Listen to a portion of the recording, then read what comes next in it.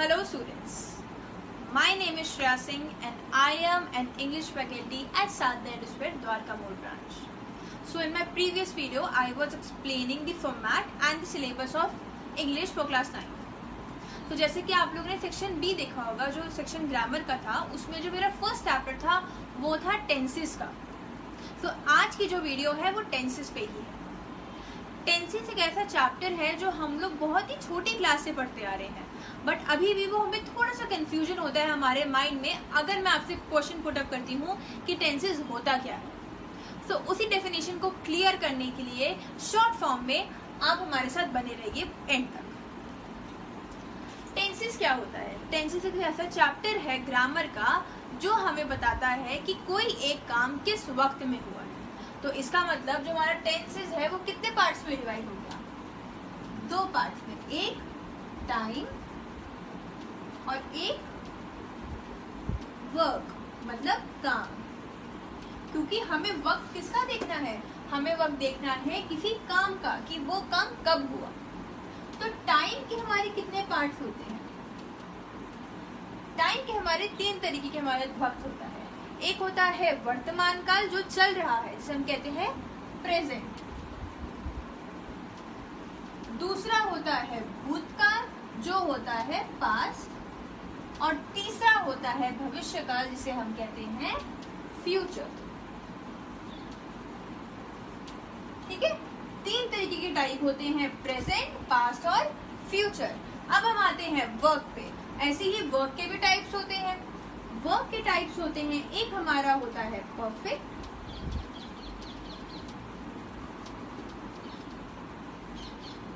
एक हमारा होता है कॉन्टिन्यूअस और तीसरा हमारा होता है इंडेफिनाइट. INDEFINITE.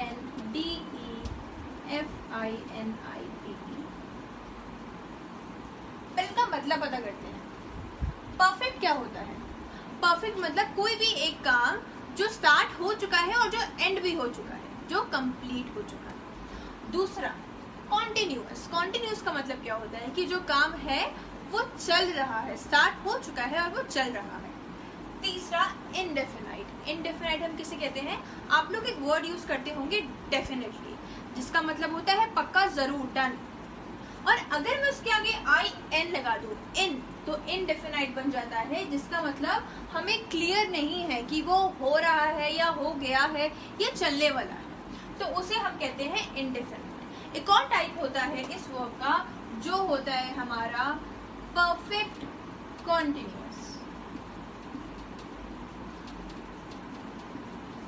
बट ये जो टॉपिक है ये हम क्लियर करेंगे अपने पूरे टेंसेस के पार्ट्स टाइप्स के बाद.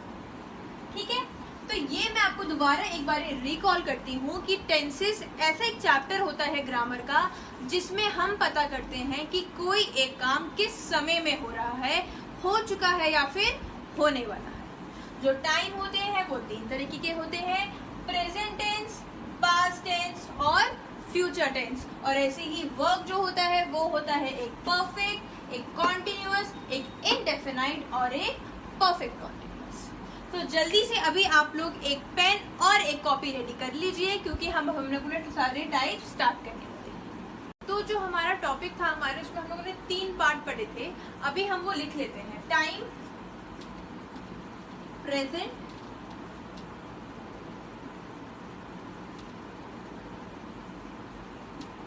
पास्ट और फ्यूचर. तो मतलब जो प्रेजेंट पे काम होगा वो भी तो उसी तरीके से होगा जो हम लोगों ने वर्क का देखा था. क्या क्या होगा? जो हमारा प्रेजेंट में काम होगा वो एक हो जाएगा हमारा present perfect.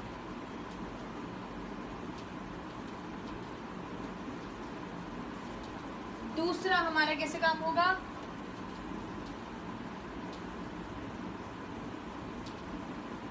Present continuous.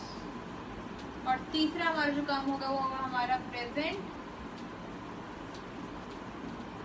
Indefinite.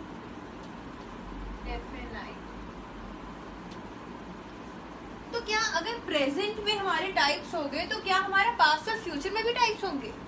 जरूर होंगे, क्योंकि जो काम अगर प्रेजेंट में जिस तरीके से हुआ है तो वो तो पास्ट और फ्यूचर में भी रहेगा ना। तो सेम जो चीजें हैं वो हमारी यहाँ पे भी आ जाएंगी, परफेक्ट, कॉन्टिन्यूअस और इंडेफिनाइट, और सेम चीज हमारी यहाँ पे भी आ जाएगी। बस क्या होगा, past perfect, past continuous, past indefinite, future perfect, future continuous और फ्यूचर इंडेफिनाइट। अब आप लोगों को लग रहा होगा कि 3 पार्ट इसके, 3 पार्ट इसके और 3 पार्ट इसके, और एक जो हमारा था परफेक्ट कॉन्टिन्यूअस, वो मतलब कि 12 तरीके के हम लोग को लर्न करने पड़ेंगे, तो आप लोग कंफ्यूज हो जाएंगे। तो मैं आज आपके लिए इसके साथ एक स्टोरी भी लेके आई हूँ कि आपको इसे लर्न कैसे करना है। तो जो स्टोरी है वो मेरे स्कूल टाइम की है। मैं एक स्पोर्ट्स कंपटीशन में गई थी अपने स्कूल की तरफ से खो खो खेलने। तो क्या हुआ, जब मैं वहां पे गई तो मैंने देखा कि और स्कूल के बच्चे आए हुए थे वहां पे। तो जो हेड थे वो बहुत ज्यादा कंफ्यूज हो गए थे पता करने में कि कौन सा बच्चा कौन से स्कूल में है। तो उन्होंने क्या किया, वो 3 स्कूल को उन्होंने बांट दिया। एक स्कूल को बोल दिया ए, एक स्कूल बी और एक स्कूल सी। उन्होंने क्या किया, उनको टी शर्ट्स पहना दिए अलग अलग कलर के, कि हम उनको पहचान सके कि ये बच्चा तो इस स्कूल का है। तो ए जो स्कूल था उसको पहना दिया रेड कलर का, स्कूल बी को पहना दिया ऑरेंज कलर का, और स्कूल सी को पहना दिया येलो कलर का। तो अब क्या हुआ, जो हेड था वो बहुत आसानी से ना समझ पा रहा था कि ये बच्चा तो इस स्कूल का है।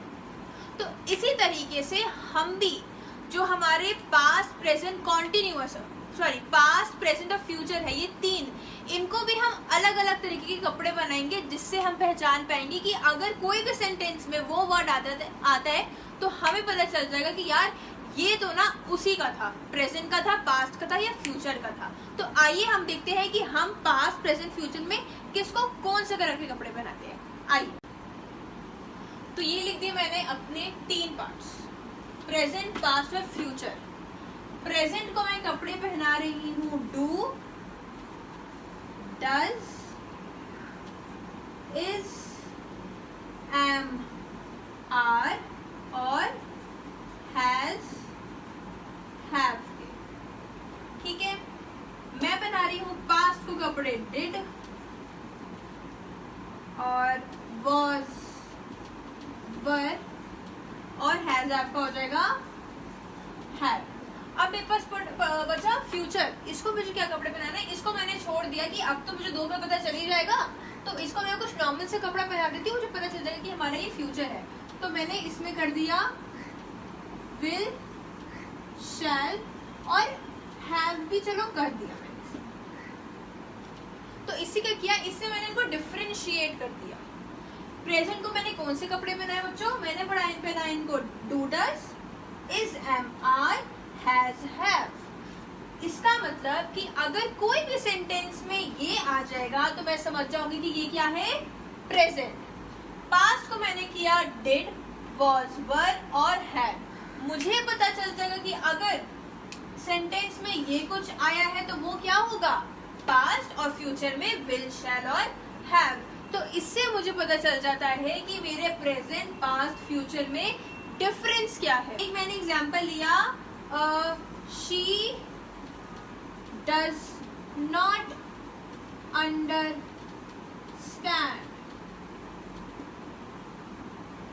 अब मुझे बताइए कि इसमें से प्रेजेंट है, पास्ट है, फ्यूचर है, पता चल रहा है आपको?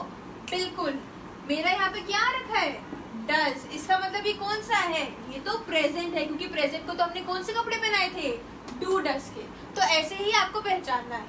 ठीक है, एक और चीज मैं आपको बताना चाहूंगी कि एक हमारा जो वर्ब होता है ना, वर्ब, वो क्या होता है, हमारे एक्शन वर्ड्स, एक्शन जिसे हमें पता करते हैं हम जिससे।